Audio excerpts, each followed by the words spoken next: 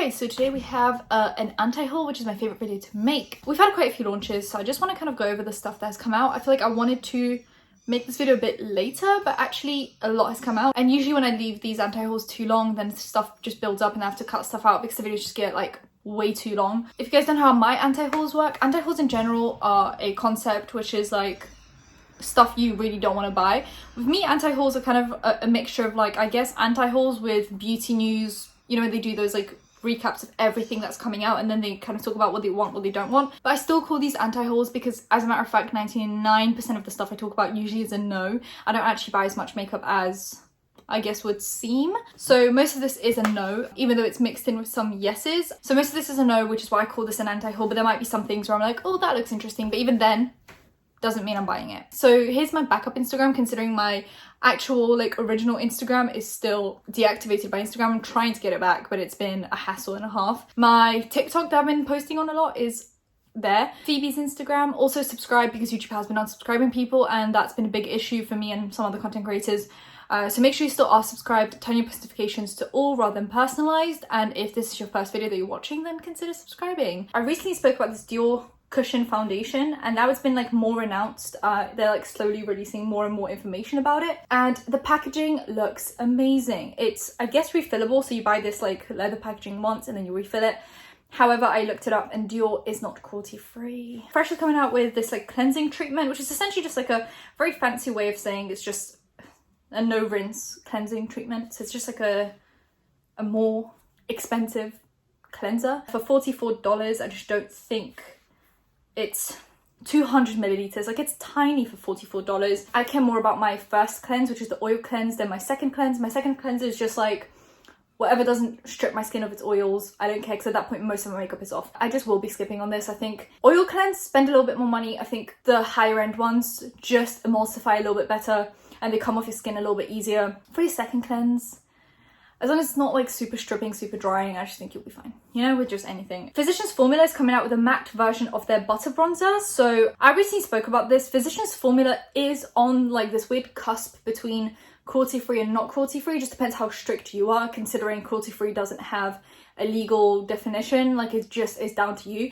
So what happens is there are not cruelty free brands which test on animals, but usually it's through the form of selling in shops in mainland China because they require testing. Then there's cruelty free, which is they don't sell in mainland China at all. And then there's this weird cusp in between, which is kind of down to your interpretation, which what falls under this. Physicians Formula, Charlotte Tilbury, a few of those where they do sell in mainland China, because putting your stuff on the shelves immediately doesn't require testing. It's sometimes they can just go, if there's too many complaints from customers, then they can be like, oh, we're gonna test on animals just to make sure it's safe. And both Charlotte Tilbury and Physicians Formula said that they will sell in mainland China until there are complaints. And if there are complaints and China says we need to do animal testing, they'll basically pull the items off the shelves and won't sell in mainland China. So the chances of them being pulled up for animal testing is slim to none. And if it does happen, they claim that they're going to take the items off the shelves and not test on animals. So I consider them cruelty free for me and for my morals and my ethics. But if that's not enough for you, then obviously they won't be cruelty free for you. But like I said, there's no legal definition for cruelty free. And some people are just a little bit more strict with how they approach cruelty free statuses. So I still use Physicians Formula. I haven't bought anything since my butter bronzer, which I bought like over a year ago, but if something fun came up, I would probably still buy it. So that's kind of my opinion. And I do buy Charlotte Tilbury. So Physicians Formula, they're coming out with a matte version of their butter bronzer, which in itself isn't too shimmery. Like it's got a bit of a shine to it, but there's no actual like shimmer in it. I don't think, like there's no like visible shimmer. So this is just like a straight up matte version and it's supposed to be water resistant, which I think is quite cool. So if that one was too shiny, dewy for you, if you've got more of an oily skin type, then this might be great for you. But with me, I really do enjoy a bronzer that's just a little bit shiny, but like not too shiny, but just a little bit, because I find it's actually more blendable that way. Matte sometimes is just kind of like unforgiving. Like it's just, once it gets patchy, it gets patchy. I'm gonna be talking about MAC in a minute for something else once it comes up, but they're coming out with like this glitter quad. It's got like a purple, a grey, a green and a yellow. It's kind of boring. It really is. Then there's this launch, which is they're adding more stuff to their like Powder Kiss collection. So there's 9 Powder Kiss liquid lip colours, 9 Powder Kiss single eyeshadows, and 8 Powder Kiss lipsticks. Now, I would want you guys to see these swatches. So here's the liquid lips, which I think it looks kind of like a blotted lip. Like, I'm not too upset about it. The only thing I'm wondering is these aren't very opaque. They're not supposed to be piled on for like an opaque look. They're supposed to be kind of blotted out, kind of just like a tint. Now, who would want a tint of blue? Aren't you just gonna look like you've got like frostbite? Like, you're just gonna look like your lips are frozen. I don't know. But look at these eyeshadow swatches. I don't know if it's just me. These don't look the best. When would you ever just need to use one of these eyeshadows? I don't know. This just isn't like a good launch, in my opinion. These lipsticks are probably the best thing to come out of this. They're like that, like more powdery look, which I've been very into lately. I've actually just gone back into liquid lipsticks because I've been really liking just every now and then this like really matte lip. I just think it looks quite nice. Also a tip. I recently started like adding, I added like a mini liquid lip into my project pan, which I forgot about. I forgot in my video, so I'll mention it next time. But it was very thick, like it started drying up, it's a bit goopy, and it just didn't look good. And I ended up putting about like 2, it was like a travel size, like a little one, so maybe you'd need more. But I added about 2 drops of Duraline into it, and oh my god, it became like an amazing consistency again. It's like it's fresh out of the box. So if you have a liquid lip that you don't want to waste, but it's starting to get goopy and like you can't apply a thin layer because it just applies like that thick, nasty layer, add a bit of Duraline to it. Duraline, why can't I pronounce that? I got one from Inglot, which you can get on Beauty Bay now.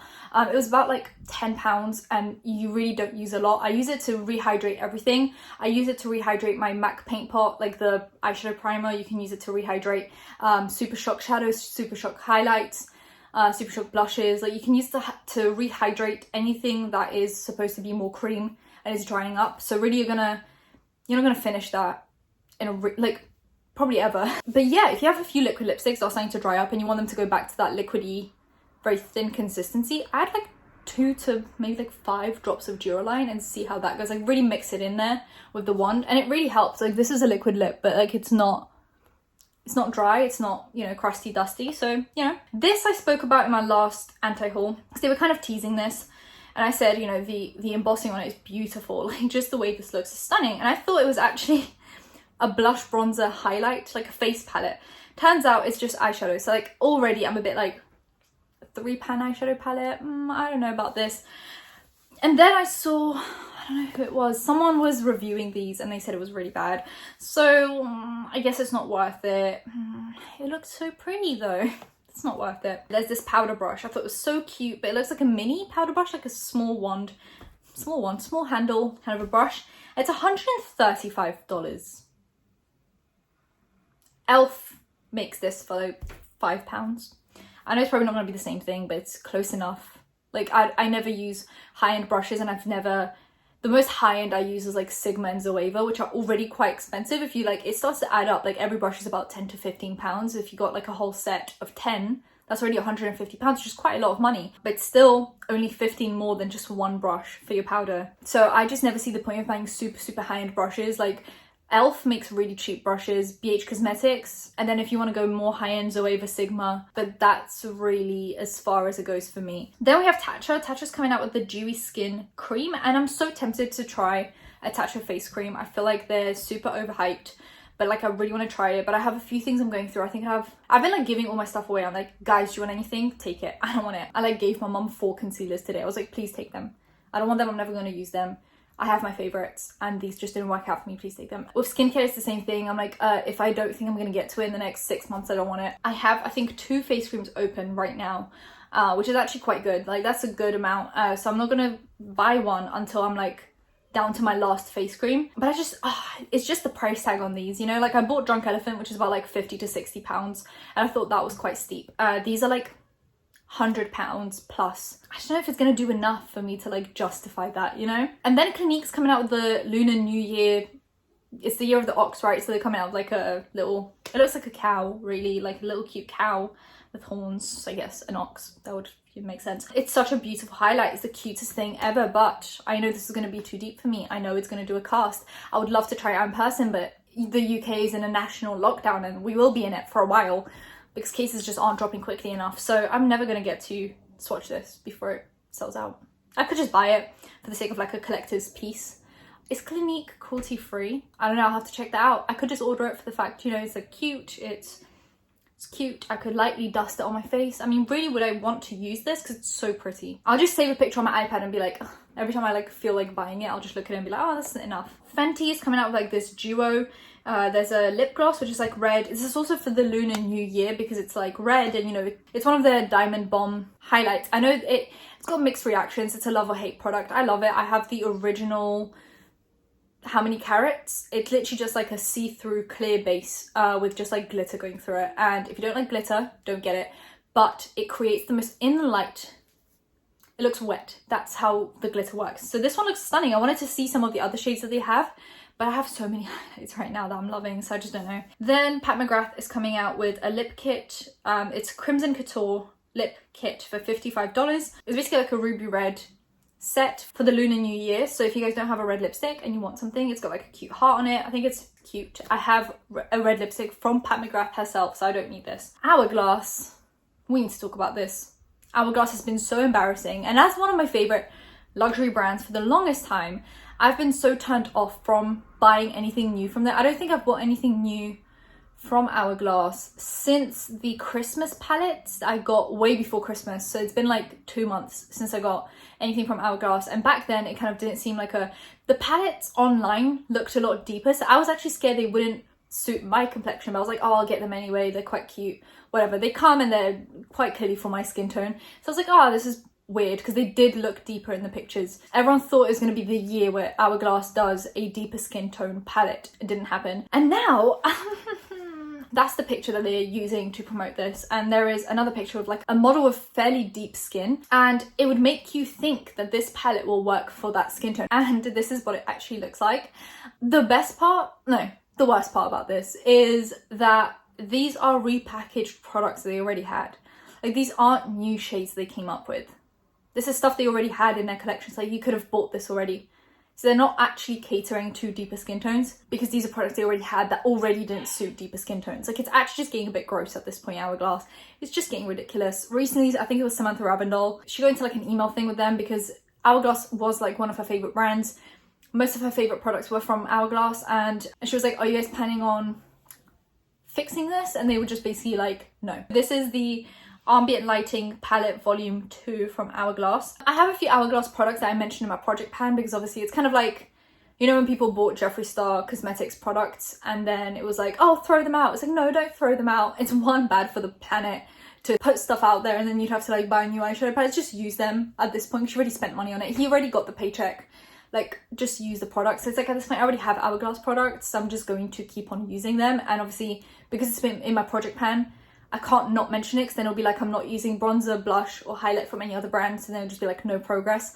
So I'm putting them into my project pan, but any new products that come out, I just don't think they'll be making it into my video, because it's like, why would I want to buy and review on my channel a product that clearly is not catering to everyone? I understand not every product can cater to everyone, but you have to have some variation in shades in every product, right? So it's like when you release a foundation, you don't just release one shade, you release multiple shades.